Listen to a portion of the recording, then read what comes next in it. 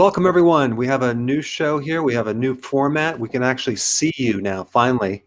And we're going to be jumping right in. I just want to give a quick disclaimer. Anything that I say is not meant to diagnose you or treat you medically. Check with your doctor before taking any of the advice I'm about to tell you. So with that said, let's talk to Lars first. Let's pull in Lars. Welcome, Lars. How are you doing?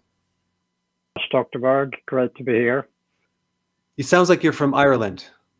Sweden, but a lot of people say the accents are similar.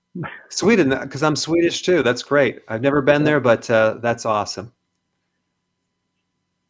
So go ahead. Yeah, no, I live in Lexington, outside of Boston, Massachusetts.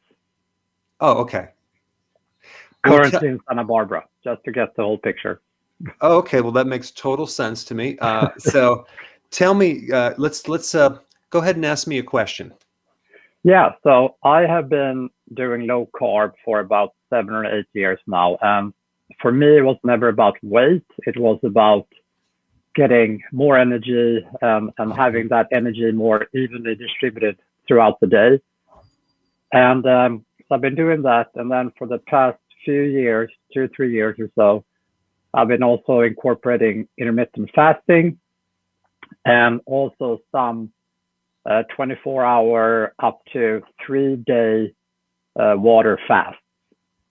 And my question to you now is, because I'm at a level with energy and with weight, for that matter, that I like, and I just now look to, the long run, the future, to find a model with fasting incorporated that works and is sustainable. So my question is, how often should I do a full 24-hour fast or up to a 3-day fast? Because I also really want to tap into the effects of autophagy and really get that going to a greater extent. So, very, very good question. There's just this is one of those things where there's not a tremendous amount of research, but just by observing people and doing it myself, I'd like to do a longer fast once every 2 weeks, and every month we'll do even a longer fast. So it's kind of like every 2 weeks, I'm always fasting longer than I normally do. Like I do 2 meals a day. Well, actually 1.5 meals a day. And then I'll fast, every 2 weeks, I'll do a little bit longer. Maybe I'll do a day and a half, maybe that. And then every month I'll do like sometimes a 3-day fast, because what's going to happen is that this definitely goes way beyond the weight loss. You're going to start to get into this interesting thing with your immune system, where all these cellular genetic programs start kicking in that are anti-tumor, anti-cancer. Your stem cells start to build new immune cells and structures, and you start to look younger, and you start to find that your hormones are a lot better and more refreshed. So it's one of those things you're going to have to experiment to try it out.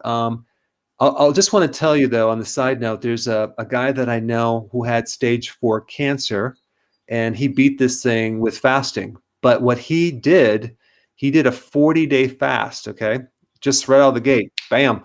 I mean, that's just enough to kill any cancer. And then he does some hardcore fasting on a more regular basis. Of course, that's just what he's trying to do, because he had this cancer, but now he just got tested after 2 years and there's no traces of it whatsoever. But he'll go like a month, he'll go like a week without food, and then he'll go once a day for a while, and then he'll do 3 days. But that's more aggressive. I don't recommend you need to do that.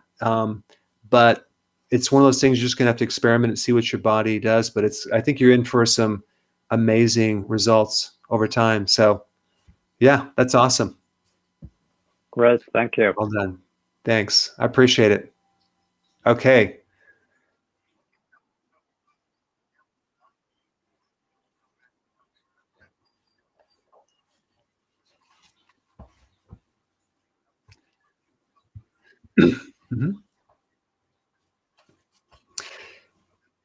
Yeah, I want to talk about quiz questions. I want to give you guys a quiz right now. And the first quiz is, you ever have that random muscle twitch that just, it could be in your eye, could be on the arm, it could be on your lip. random muscle twitch. What's behind that? What is causing that? What deficiency do you have? That's the quiz number 1. Okay, so you guys chew on that.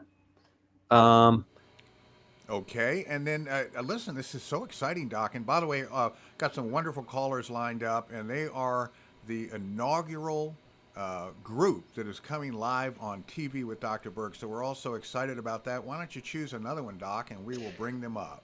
I want to talk to Hutch. He's been patiently waiting. So Hutch, welcome. Let's see. Stand by just a second. There you go, Hutch. There you go, Hutch. There we go. Good. You got him. Nice to meet you. Nice to meet you. So my question is also a fasting question. I've been fasting for months now, intermittent fasting, and sometimes I just have days where I'm not hungry at all, and it's a little nervous for me because I'm not used to this. So I'll eat something, but then when I eat it, I don't always feel that great after I ate, and I'm wondering how long is too long to not be hungry. Okay, so do you have any weight to lose? Like, what's your fat amount? How much fat do you have on your body? Well, I've lost 50 pounds in these past few months because of this. Okay. I have about 10 more to 15 more pounds to go. Okay, so if you have some extra fat to lose, then you might want to ride the wave and go longer, because your body is eating when you're not eating. And this is a thing that people don't factor in, even if they're doing 1 meal a day, for example, and they're looking at the amount of calories. It's like it's not going to be the same as 3 meals, but they're not counting in those fat calories that they're burning. That's part of the meal. You're burning fat. I think that if you have extra weight to lose, ride the wave, do longer fast, because your body is like telling you, I'm doing great. Why do you screw it up? Why do you just feed me? And all of a sudden you feel kind of like funky and your blood sugars are off. But here's the point. You're going to get to a point where you lost all this extra fat. You still have a good amount of fat in your body. You probably have 3 months of fat if you just went pure fasting, like about 100,000 calories of fat. But what I would do is I would maybe just stick with a 1 meal a day. I think that would be good. And then the problem is you've adapted so well now, you're probably in a full fat adaptation that your body's just getting used to going back to food and being flexible, and your metabolism switching both to glucose or a little more glucose and more ketose. So I think over time that transition back and forth will get better. But in the beginning, what will happen is people will start fasting, they feel great, and all of a sudden they eat, they feel like, oh, I feel sick, That's just the transition of your body getting used to it. That will go away. All right, thank you so much. You're welcome. Okay, Doc, that was terrific. Now let's see. We've got do we have the quiz question answers yet? All right, my goodness. Okay, so what's behind random muscle twitch? And there's a whole list. The audience says dehydration, sodium, magnesium, vitamin A, calcium, low sodium, and here's magnesium again. Looks like a trend with magnesium and sodium. The answer is magnesium. Magnesium is the medical term is fasciculation. It's like it's you don't need to know that, but it's just a little twitch. That's a magnesium deficiency, but it can also be high levels of calcium. That you need to. It could be alkalosis. You're too alkaline. That's why like apple cider vinegar will sometimes fix a twitch, because it allows the minerals to be transported, especially calcium. It can also be low vitamin D, but most of the time it's a way that your body is saying, give me more magnesium. And that means you need to be eating more leafy greens to get your magnesium. So that is the answer. Yes. You want to throw out another question, Doc? And that way they can be pondering that. True or false? Okay. True or false? 95% of all the wasabi that people eat is fake wasabi. True or false? I know you do, Steve. That's why I'm bringing it up. All right, so chew on that. while we go to Heather. How about that, Steve?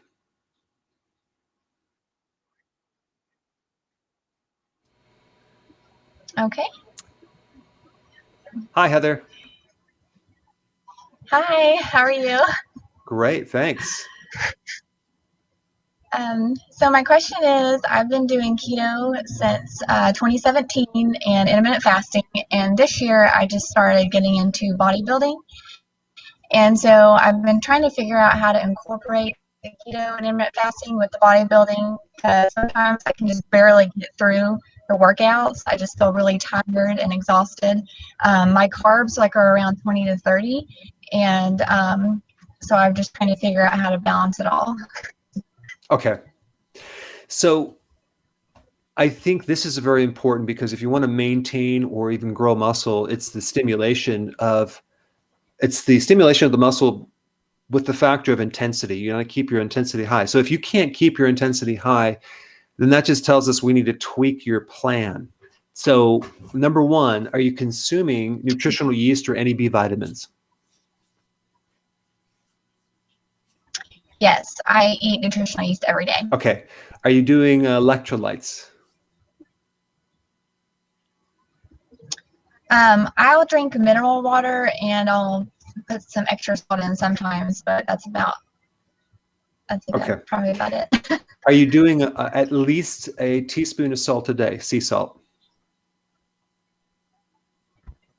I don't measure it. I'll put it on my meat every time I eat. Whenever I put it on my food, that's about it. Okay. And how long have you been doing keto and intermittent fasting for? Anywhere. It just depends on the days. I either go between 12 and 18 hours.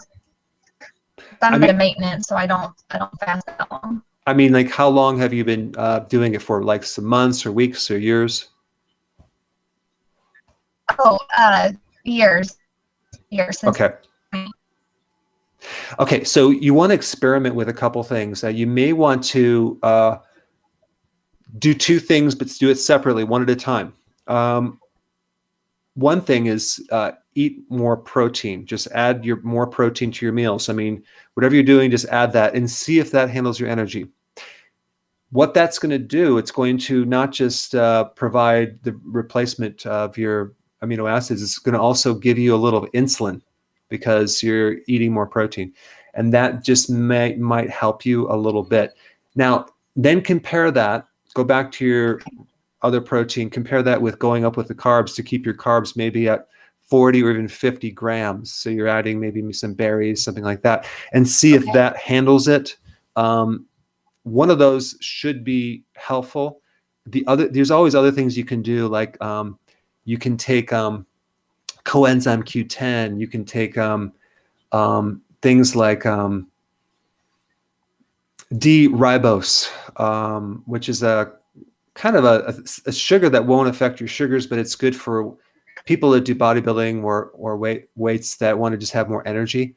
There's various other nutrients. I'll have to do a video on just different things you can try, but you want to keep tweaking this until you can actually achieve the same intensity. I mean, and then without food and maintain your energy level.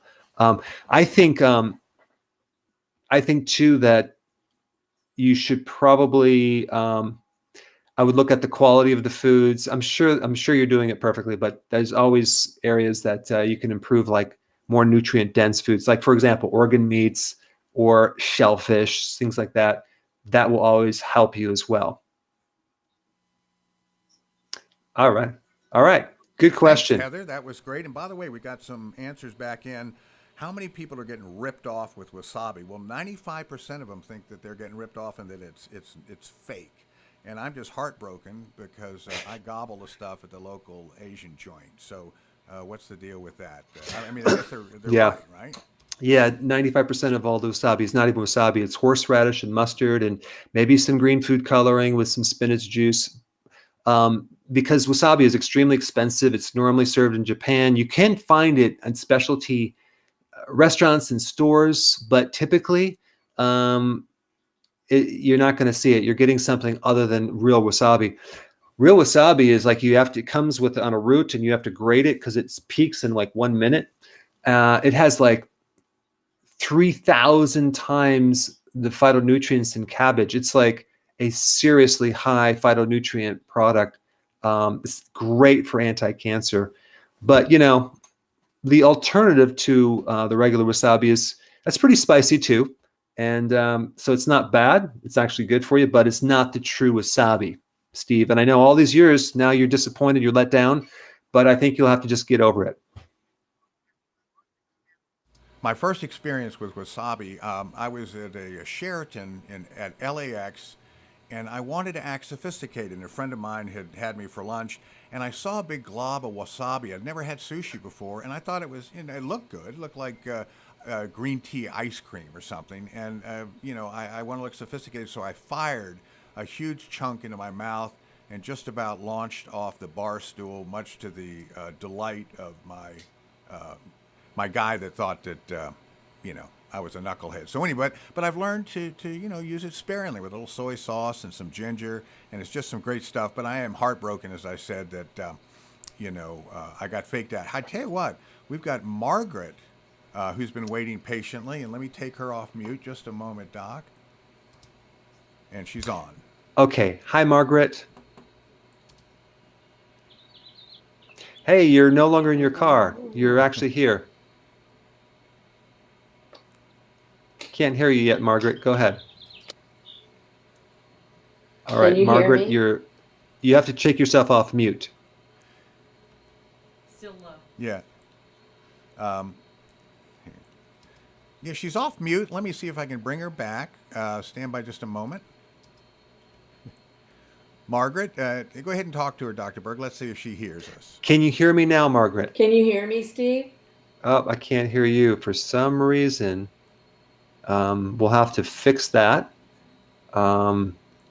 Should we try to work that out while we go to someone else? Like, how about Karen?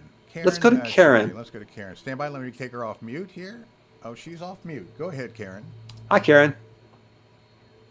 Hi. Hi. I am 55, and for the last 20 years, I started having some pretty severe food allergies to all fruit, all nuts, all shellfish, avocado, coconut, coffee, and have been struggling with that, but that's not really the main issue. The main issue is I was diagnosed this year with fatty liver and gallstones. And I had done keto previously and stopped for the pandemic year and messed up with carbs big time. I initially lost 40 pounds and gained 19 back. And that is when I got the diagnosis for the gallstones and the fatty liver at the beginning of this year. And that's how I found you, by getting some pretty confusing information from my doctor about, well, do keto for 4 days and eat regular for 3. And that didn't seem right to me. And I'm since back on it full time. Lost about half of what I gained back. So about 10, 11 pounds so far. And tried your gallbladder formula and had an allergic reaction to it. So they nicely gave my money back, of course. But I really want to try the bile salts thing, but I don't know what are the good ingredients in a product other than yours that I could find. Not necessarily looking for a specific product recommendation, but the ingredients, I guess, for my needs for the gallbladder and liver.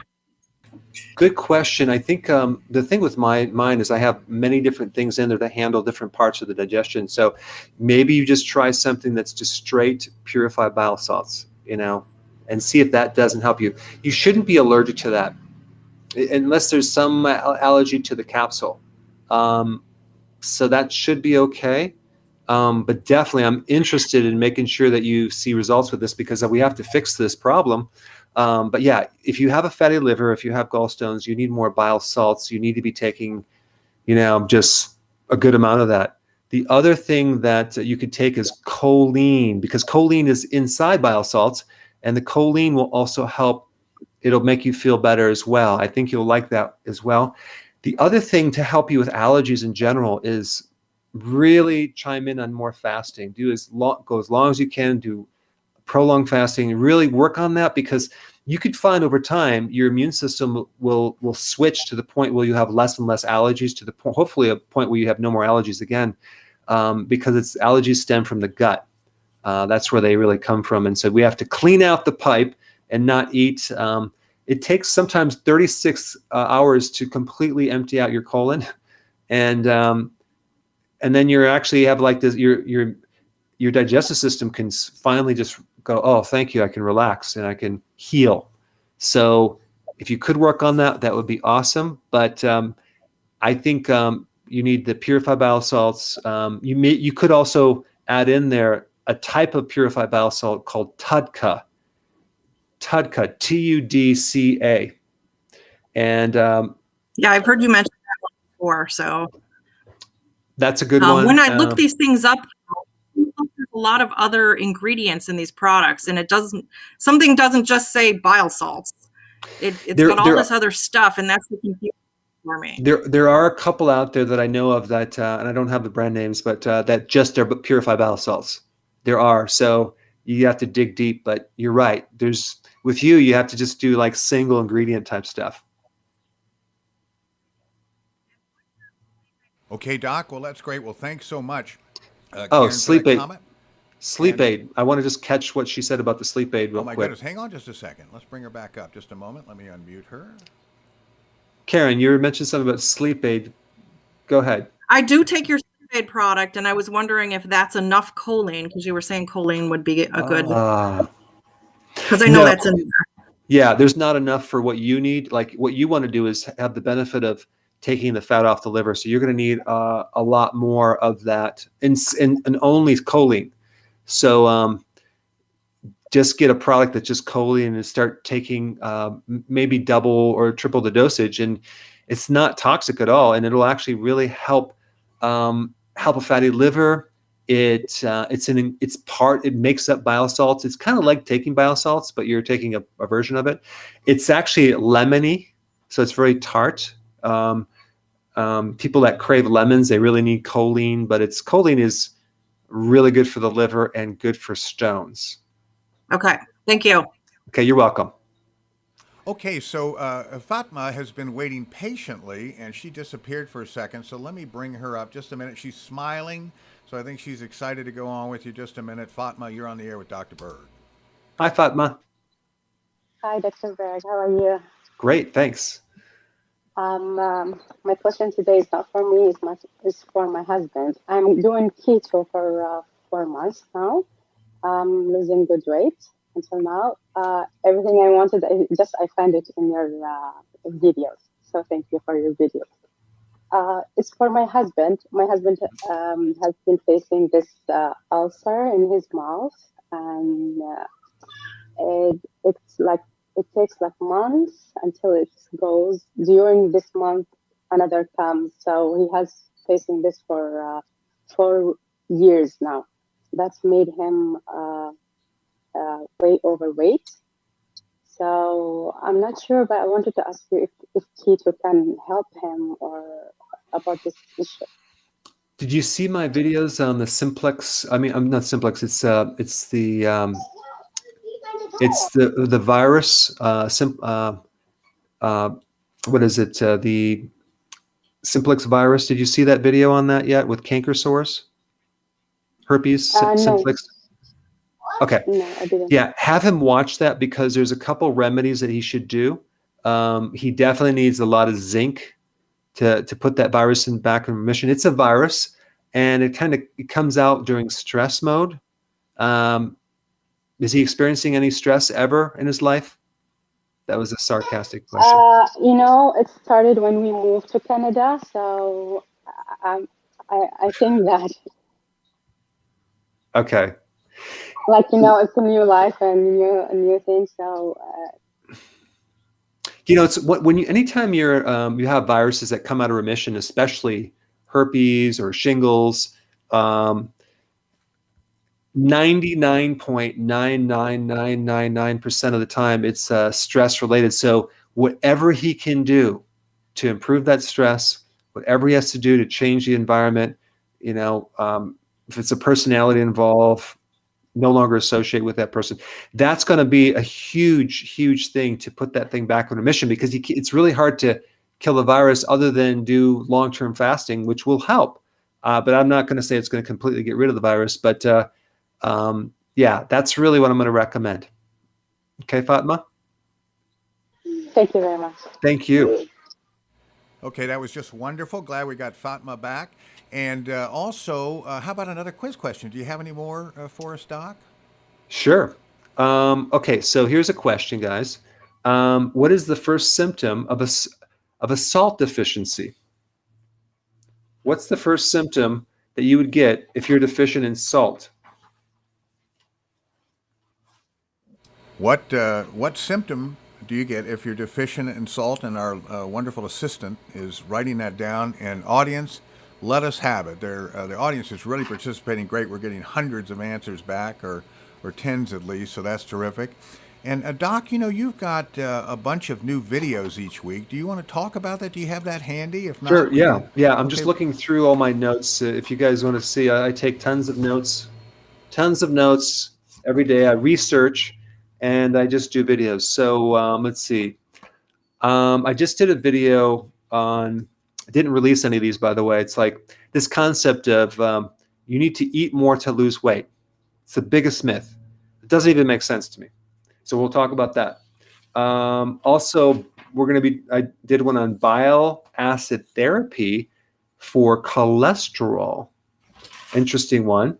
Also, those people that they only lose, like, let's say 5 pounds in a month. And could that be normal for them? That's a video. I will be talking about a very popular topic, bile acid diarrhea. And that was a sarcasm. Not many people have that, but I wanted to do a video on that. I'm also going to be talking about, if you have salt, what does that do for calcium, the relationship between having a calcium deficiency and a vitamin D deficiency, because they kind of overlap. They're very similar. Also going to be talking about artificially alkalizing your water and why you should not do that. And also a lot more on in-depth data on electrolytes, because it's just a fascinating topic. I pretty much did that because I'm really interested in it. Maybe no one else is. Also, I'm going to be talking about apple cider vinegar. In fact, I'll just talk about that right now, because you can see that I have in the past recommended Bragg's, right? And it's pretty good, but the problem is I noticed on the back of the label they add water to it and they dilute it. So I found another one that I'm not associating or connected with this group or get any kickbacks, but Fairchild's. This is the one that I like a lot better. If you look at the color, it's darker and it's not diluted. It's the real stuff. And the biggest factor is that this one is like almost $13 and this one is like a little more than $7. So, and it's a better product. It's undiluted. So it's called Fairchild's. This is the one I'm going to be taking. And, it's just one of those things that I wanted to point out. If you want a really good product, and I endorse products that I find that have a lot of integrity. I never get kickbacks from any of these products, but I just like to talk about it and recommend it and acknowledge those products that they spend more energy creating and doing good things. Well, that's wonderful, Dr. Berg. And I tell you what, let's go to social media. We've been neglecting them a little bit. And Lahout, if I'm saying his or her name, no, it's a female. Dr. Berg, I am 33, a female, and since keto, my skin is leathery and uneven. I have grooves like stretch marks, even around my wrists. My nails separate from his bed. My body hair is becoming less. So what can we do to help Lahout on, I think that's Facebook? Well, it's not going to be doing Botox, okay? And that's another video that I'm going to be doing, Botox, which is actually very interesting because they injecting your body with a deadly toxin. Steve, do you know that 1 gram of Botox could that bacteria could literally kill 1 million people. A lethal dose, 1 gram. That's unbelievable. I remember, and that's botulism, isn't it? Yes. Because when we were kids, my mom always said, look for a canned food that has a swollen lid. That means that the botulism bacteria is there. And, if you don't, for instance, like your mother-in-law, you open up a can of whatever and go ahead and feed it to her and that sort of thing. It's botulinum, I think it's called, the bacteria that then causes botulism. The reason I know a lot about it is because my son had it when he was 6 months old. He pulled through, but it just creates a total paralysis of all your nerves. So anyway, I'll do a video on that. But getting back to your question, remind me what the question was. I took a side left and I didn't come back to it. Stand by just a second. Let me read it for you. Okay, so the question was, she's 33, she's on keto, her skin's really leathery and uneven. I got it. Grooves in the nails and all sorts of awful things. That's what I get for getting distracted myself. Okay, so real simple, you need to do fasting. Fasting is going to create what's called a condition called autophagy. Autophagy is recycling of old damaged protein, like in your skin. And that's going to make your skin very, very, very youthful. People don't realize that I'm 65. No, I'm just kidding. But what happens is you do the fasting, your skin is going to improve. The other thing that improves skin, Steve, is essential fatty acids, like omega-3 fatty acids. So you do not want to go on a low-fat diet. The worst thing you could do for your skin is to do a high-carb, frequent meals, low-fat diet. And the last thing I would recommend is a lot of foods with phytonutrients, like a lot of cruciferous vegetables. That's going to be good for the liver. It's going to keep you just overall healthy. You don't necessarily want to look at the skin as a separate thing. It's part of the whole package. So it's all just about getting healthy to handle the skin, because a lot of times people just they think it's disconnected from the rest of the body. So I'm going to treat this specific thing, like especially with the endocrine system. I want to treat just my thyroid, but you're going to actually have to treat the whole endocrine system. All right. Well, that certainly sounds like sound, not advice, counsel, whatever, suggestions. And by the way, Lori just swatted me and said, Steve, of all things, you're eating on the air. And I just want to point out that I was crunching on Dr. Berg's nutritional yeast. So I know it's still rude to do it, and I'm just, social nincompoop, but at least it was, So what are those hamburger wrappers behind you, though? Uh-oh. Well, no, I try to stuff all that stuff underneath. I'm sitting on a box of Dunkin' Donuts. No, that's not true. I'm just teasing. I know, but I deserve to be accused of such things because I slip every once in a while. But I really like the Dr. Berg lifestyle because it's a lot more peaceful than chasing sugar around. So I've been a good boy today and just munching on some nutritional yeast. But Lori's got her wooden spoon out. She says, if I eat another handful on the air, I'm going to get it. So I'm going to be more careful about that. And Steve, yes, remind me if you hear the lawnmower in the background too much, okay? Because I could, because inevitably every time I do one of these shows, there's someone either has the weed whacker in the back or the lawnmower. So, absolutely. Well, I'll scold your plantation, if that happens. So anyway, I tell you what. How about another question? And I'm going to come up with some social media questions as well, but another quiz. I'm sorry, Doc, if you have another one, why don't you let us have it? Steve, I didn't prepare for another quiz, but I want to mention something because I'm doing a huge new venture experiment on, I want to learn about farming and soil and gardening and all that. So I'm doing a lot of study on this topic. I want to open up another channel once I experience it and actually do it. I'm not just going to study it. I want to actually start doing it and then video it and teach people how to do it, because you cannot get healthy without acknowledging the soil where the food grows on, and the animals eat those plants and you eat plants. So it's a very fascinating thing. And I want to mention just one thing that maybe if you haven't saw my video on this topic, but the one thing that I learned that I didn't know about, and that is the soils. I'm not talking about dirt. Dirt is the difference between soil and dirt is lacking the micronutrients. The microbes. soil has microbes in it, both fungus and bacteria and a lot of other things. So they make everything available to the plant. But this is what I didn't know. I thought one of the big reasons that our vegetables and our food was so depleted of nutrients and flavor was because we're missing those minerals in the soil. That's what I thought, but that's not true. That is not true. I did release a video. Maybe you haven't seen it yet, Steve, but what happens is like this researcher did a massive study on soils around the world and did not find one soil that was deficient in minerals. Now, this is fascinating to me because I'm like, wait a second, what could it be?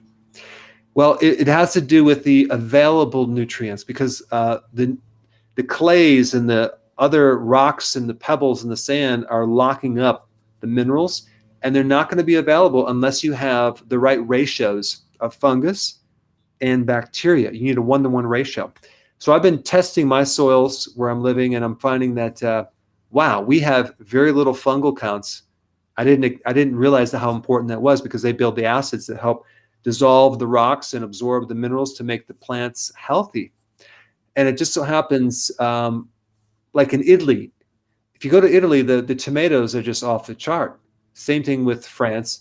Those areas of the world that have a lot of volcanic soils, especially even in Africa as well, you have incredible nutrient-dense plants that are very delicious. So there's this connection between taste and nutrition and the soil. It's not necessarily the seed, it's the nutrients that are available in the soil that make things taste good. So that being said, stay tuned for a lot of new videos on soil health and the things that I'm learning. And I'll do demonstrations and in the greenhouse and all these other things. I even have a tool that I'm playing around with now that you can go to the farmer's market, you can go to the grocery store, and you could put you can grind a little leaf or some food into this device, and it'll tell you how many nutrients are in that plant. So you can choose your foods very wisely and pick the ones that are nutrient dense. So stay tuned for that. That's fantastic. So can you introduce, what do you do to your soil, Doc? Can you introduce some fungus to it? Or, I mean, how do you remedy a problem like that? You can very, very easily do that. But the thing is, though, there's a lot of new big words and confusions that people have with farming. And so in order to teach it, you have to understand it. And you have to you have to kind of play around with it, and you have to experience it, and you have to try it out, and just to be able to explain it in a very simple way. So that's kind of where I'm at. But you can spray these microbes right into the soil. You don't want to till it, though. You don't want to break up the soil, because the fungus is a network. And so if you till it, like I did accidentally, you literally chop up this fungal growth, and you're basically killing a lot of the fungus in there. So you want to do non-tilling gardening. And again, I'm just scratching the surface of this. I'm connected some really amazing teachers right now. So I'm put on my student hat. I'm learning. I'm doing testing, understanding. I have some good background so I can understand it, but I'm comparing it to the body, and it's just a fascinating topic. Even to grow animals that are they don't get pink eye, they don't get sick, and also to grow plants that don't have a lot of weeds, which is fascinating as well. So very, very interesting, Steve. And you don't have to blast Roundup everywhere to do that. Is that right? So. The Roundup, the glyphosate herbicide, which is a weed killer, is devastating because it kills off the microbes on the plants.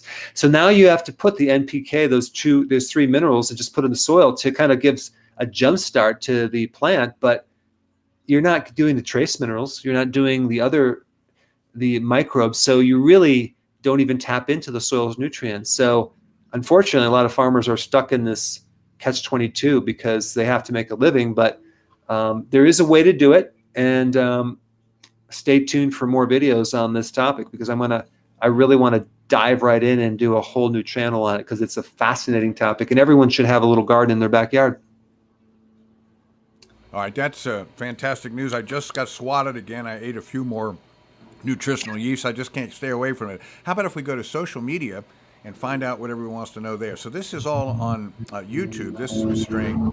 And can sulforaphane, if I'm saying that way, in broccoli cause bloating? There's a lot of questions about bloating today, by the way. So why don't you embark on that? Yeah, it's not sulforaphane. It's actually the fiber in the broccoli.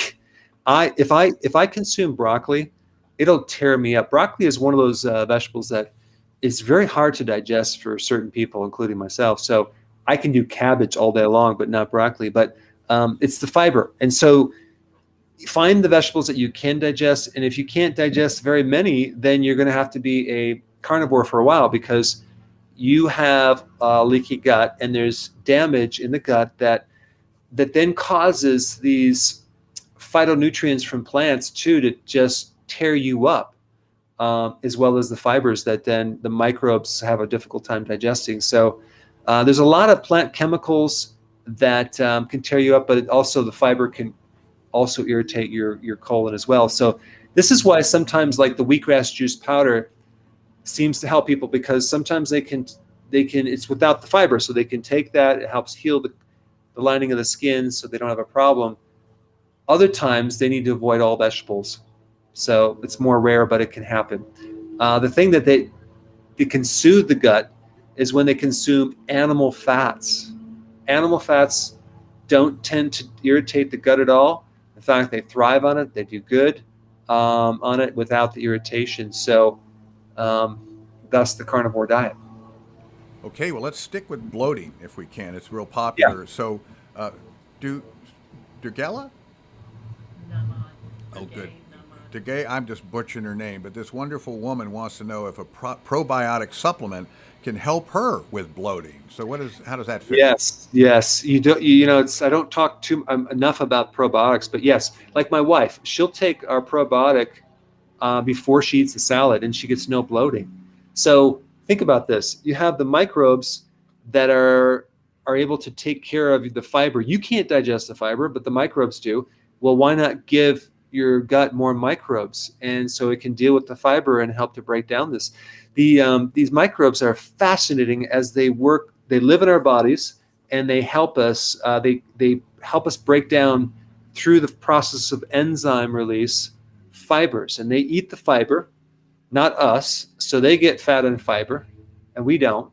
I mean, it's a carbohydrate, but it's not digestible. It's zero effect on your insulin. They make B vitamins. They make certain like vitamin K. They can make that from the fiber that you feed it. So it's just a fascinating thing. So probiotics, definitely. I'd like to take those before bed. But if you bloat, you should start having a diet that's like eat one thing at a time to isolate what's causing this bloating. Because if you have too many things, you don't even know what it's going to do. Many times if you add more hydrochloric acid in the form of betaine hydrochloride, you can actually help bloating. Sometimes you have to add some purified bile salts. Sometimes you have to add enzymes. And other times you just add a good probiotic. So those are the 4 factors that you want to support when you're trying to reduce bloating, Steve. All right, well, I tell you what, now people want to know what kind of probiotics. Are there you don't want to go into Kmart and grab a gallon. What do they do? Well, I'm not going to be biased about my product, but my product is obviously the best that I think. That's why I promote it. But it's a liquid. It's a combination of not just the friendly bacteria. I talked about the soils having a friendly fungus. The probiotic that I have also has a friendly fungus. Now, it's a friendly yeast, but yeast is a baby fungus. So it has both the yeast, which is a fungus, and the bacteria versus just the bacteria. So we have that in our body. You have the microbiome, you have the mycobiome, which is the fungus, the friendly fungus that without those guys, you get all sorts of problems with our GI tract. So this is a new field. People are just, there's not as much research, but I'm interested in it simply because I'm comparing it to the soil. And I know that without that friendly fungus that you don't get the full benefit of the flavor and the breaking down of the nutrition. So that's one unique thing about the probiotic that I have. Everything survives your stomach acid. It goes right through. It doesn't get destroyed. It's a non-dairy probiotic, and you take a little capful before you go to bed. And it's a very interesting combination. You can read on the site of the history on it, but it definitely will help. Also, it's great for chronic halitosis. Like if you have bad breath, it tends to help purify you. Just like if you're like I'm doing now, I'm making my soil through compost. You take all this literally disgusting things, and all of a sudden you make this incredibly fresh soil that has no odor. It's like fresh, and then the plants love it. But the reason why it's fresh is because it's being made by microorganisms that are oxygen. They use oxygen. It's called aerobic microorganisms, versus some of the other pathogenic microbes, which are anaerobic, which is without oxygen. So you want to keep the compost filled with air to promote those very specific, important microbes. Okay, that's fantastic, Doc. I tell you, Rita wants to know on social media, is mustard oil good? Now, I'm just going to presume that maybe she's on keto and wants to know if she can do it, or maybe it's just a general question. Can you get healthy from mustard oil? Mustard oil is a cruciferous. It's very pungent. It's wonderful for your liver. It's good for a fatty liver. It's good as an anti-cancer. But yes, it's actually a very healthy thing to do. You have mustard oil, you have mustard seed, like in mustard. You have also mustard greens, which is a little different spice, different plant. But yes, very, very bitter. I put mustard on a lot of things, including my hamburger, which I love. Hey, Steve, should we try to talk to Margaret? Let's see. Did we talk to Margaret? I think. No, because we couldn't hear her. Oh, poor Margaret. Hang on a second. Let me bring her up. Just a second. I'm going to have to fashion her back into the queue. So, Margaret, forgive us for that, and we'll get you up in just a minute. And in the meantime, Doc, do you have another quiz question you can conjure up? Give me just a minute, and I'll bring Margaret up. Well, do I have a quiz question? Let's just take a peek or here. Or dialogue of some sort. Oh, I have absolutely nothing to talk about, Steve. I have no information over here, and I'm just being sarcastic. There's actually too much information I have. My head is so into studying all sorts of things. This is my latest book right here, Steve. It's called The Secrets of Fertile Soil. Fascinating book. Here's another one that is very, very good. In fact, I like this one even better. The Farm as the Ecosystem. Okay, I'm reading that one. And then in my spare time, I'm reading another one right here called The Mineral for Your Genetic Code. Minerals for Your Genetic Code. So I'm into it, Steve. Okay, what's happening with Margaret? Well, Margaret now is ready to go. Hang on just a second, Margaret. And let me make sure you're unmuted. And she is. Margaret, go ahead with Dr. Berg. Can you hear me? Perfectly. I think there was a problem with my iPad being on and my phone. Got anyway, hi, Dr. Berg. Hi. Nice to meet you. My question is high blood pressure hereditary? Because I've had it, for forever. And they told me I will always have it. And they want to keep me on. But I don't take meds. I can't get on them because they make me sick. Mm-hmm. So now I'm taking your different supplements like vitamin D3. I take 3 of those a day, and I take your immune tabs for the vitamin C. I take other supplements, and also I take your electrolytes, and I do a kale shake every day. So I'm going to see what's going to happen. So that's my question. Is high blood pressure hereditary? Well, the good answer to that would be to do a test to see. To my knowledge, it's not genetic. They haven't really isolated. There's theories out there, but it's kind of it's like a guess. Well, we don't know what it is because think about this: 90% of hypertension is called idiopathic hypertension. Idiopathic. What does that mean? It means unknown cause. They don't know what it caused. So let's just make something up. It's probably genetic. Well, because my parents had it. Well, that's true, but you also were raised by your parents, I think, and you also probably ate the same thing, you had a similar lifestyle growing up. And you also have weaknesses within the genetic line. But that being said, the genes are subservient to the epigenetics, which means epigenetics control the genes, not the genes. So many people think that they're restricted by their genetics, when in fact, no, it's actually all these other things. The two big things that I always find very successful with blood pressure is more vitamin D and more potassium. There's other reasons too. There could be adrenal overdrive, stress, and you can work on that. But I think what you're doing is the right thing. The other thing that I think is going to help you is to do, of course, doing the low carb and then fasting. I do know for a fact, if you combine all those things and you really do it standardly, I can't imagine you not being very successful, because you're right. You take these medications, you feel drugged. If you don't have to take them, that's going to be better, because there's toxic side effects. So it's a lot of people on blood pressure medication, but why can't we try something else? I think what's missing, unfortunately, is in the medical profession is the emphasis on the person's diet and the emphasis on nutrition. And that's like so important, yet it's not used in their evaluation, their tools. Unfortunately, it's just like, okay, let's just treat this. And yeah, but why? Well, it's probably genetics. Well, did you do a test? No. Okay, then you're just guessing.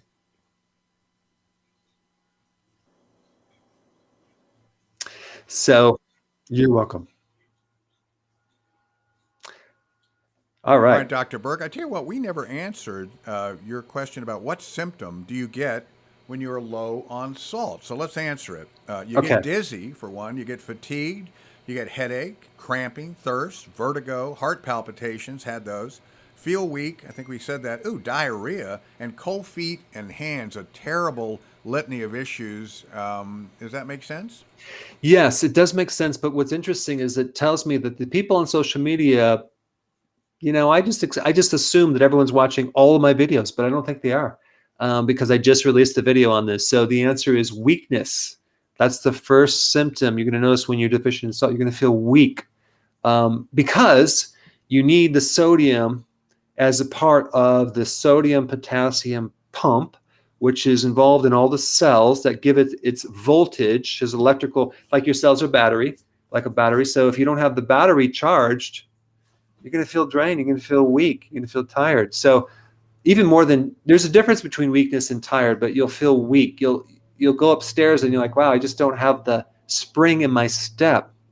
So then eat some salt and watch what happens. Excuse me. So like right now, we have some farm animals, and we give them certain salt and they eat it up like candy. Oh my gosh, do they like that salt, that sea salt? And it's, you think about it, they're eating grass all day, right? There's not a lot of salt or sodium in grass. It's all potassium. So you give them a little salt and they just perk right up and they just love it. So that's the answer to that. Well, happy animals are tasty animals, I guess. And speaking of meat, I've got a twofer here on social media. Pratik, probably that sounds Indian. Pratik, if I said it wrong, he wants to know, is meat healthy? And then Isaac Burke, is carnivore diet good for colitis? So just kind of talking about meat in general, I guess, and how that all sort of shapes up for good health. Well, I think grass-fed, grass-finished meat is very, very healthy for you, and that's why the carnivore diet is great for the gut. If you have any gut issues, I consume. I consume a lot of meats, but I don't do like massive. I might do, 8 ounces twice a day, but not always. Sometimes I'll do it once a day, and then I really kind of just feel out what my body needs. Yeah, if you have grass-fed, finished beef, I think it's wonderful. It's healthy. I do not like the lean stuff. I never buy the 90% lean. I want the 70%, maybe 80%. U.S. Wellness Meats, which I don't get any kickbacks or anything. I really like that company. And simply because their farming methods, the grasses they grow for the animals, they actually feed the animals apple cider vinegar. And by the way, animals, you don't have to deworm them. You don't have to, they don't get pink eye. Like, they really become healthy when you give them the apple cider vinegar, because it's good for, it's an antibacterial. And these animals know what they want. They'll you just leave it out for them, and they may go for it or not, depending on if they feel like they need it. So it's kind of an intuitive thing. But yes, grass-fed, grass-finished beef is great, or other animals. Now, as far as chicken goes, you want to do pasture raised. We have some chickens. We let them go around outside eating the bugs. And but most, unfortunately, a lot of meat is fed grains. Steve, this is very interesting, and I'm learning all these interesting things as I'm doing this experiment. Do you realize that the majority of baking soda sold is to the farmers? For what? To alkalize the stomachs of these cows that are fed grain that acidifies the digestive system, that then throws everything off.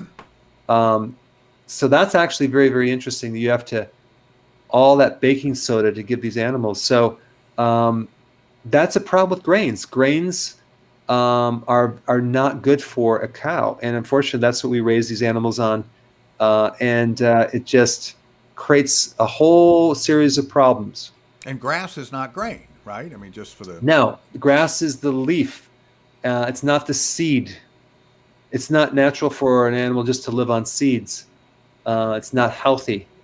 I mean, like, it has, when you eat animals that have grass-fed, grass-finished, you get a lot more omega-3 fatty acids.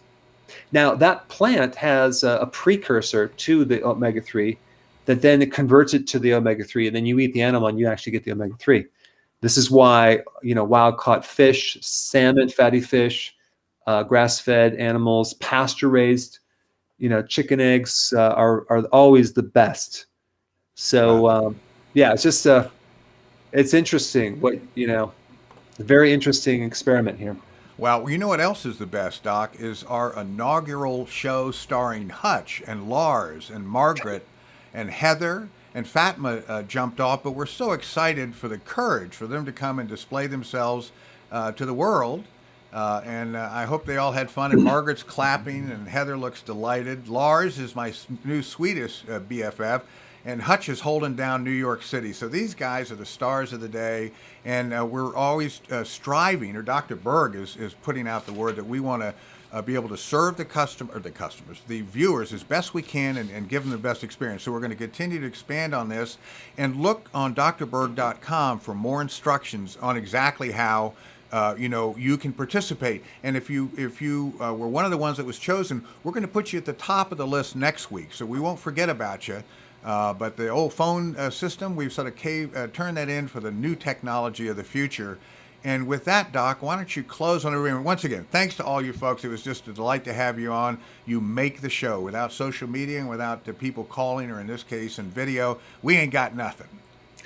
Well, one thing I don't like about doing YouTube videos is I never get the chance to see the person on the other side. So now we can finally see you guys and talk to you. I mean, this is wonderful. I mean, I really like this format. We'll keep doing this, and I hope we could just talk to more and more people and really actually visually see them, not just hear them. Have a great weekend, guys. Stay tuned for some very interesting videos, and I appreciate all your attention. Thank you. Thank you.